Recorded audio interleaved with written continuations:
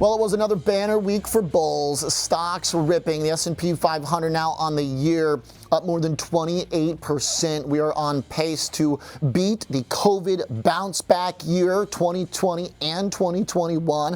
If we hit 30% by the end of the year, that's going to be real rarefied form for stocks. 30% in the S&P is a big one. That would be only one of 3 times it's really happened in the last decade. So green light shining bright. Crypto too, holding on.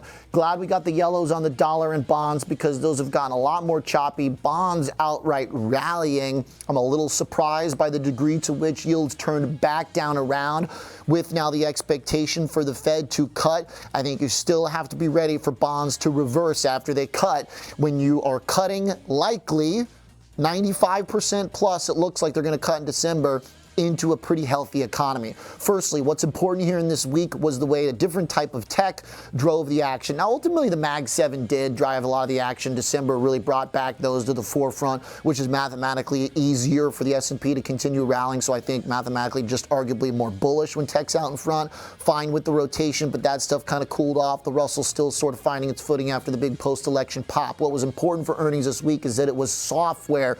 Big move in cloud. This is a 6-month chart because I just want to show the second half of this year. The way chips, SMH down here have actually been lower.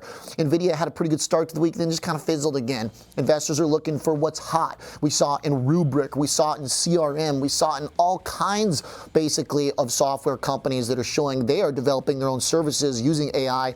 Salesforce was huge. The fact that their agents created through AI are now generating revenue and interest tells us that the other half of that AI discussion is falling into place. And that wasn't obvious at the beginning. What was obvious at the beginning was everybody was buying the picks, the shovels, and the actual semiconductor hardware. But with SMH now going sideways, the really crucial part of this earnings season was that it shifted here. And that refreshed the AI narrative in a very healthy way that I think was kind of up for grabs. How much disruption was there going to be in software? How much real earnest interest was there going to be in the products? Apparently a lot.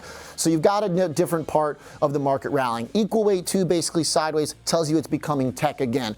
So when it becomes tech again, the macro becomes a little bit less important, frankly, because tech is such a massive behemoth on its own force, a secular force, innovation.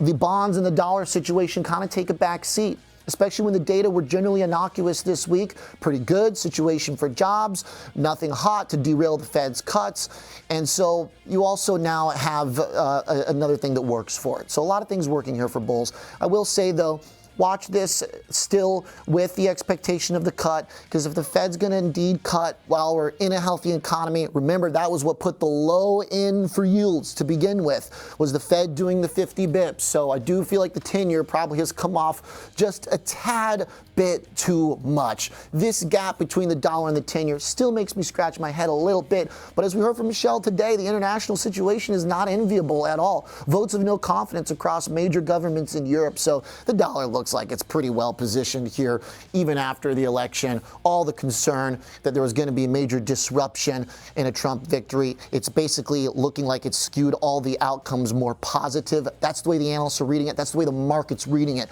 Don't fight it until something changes.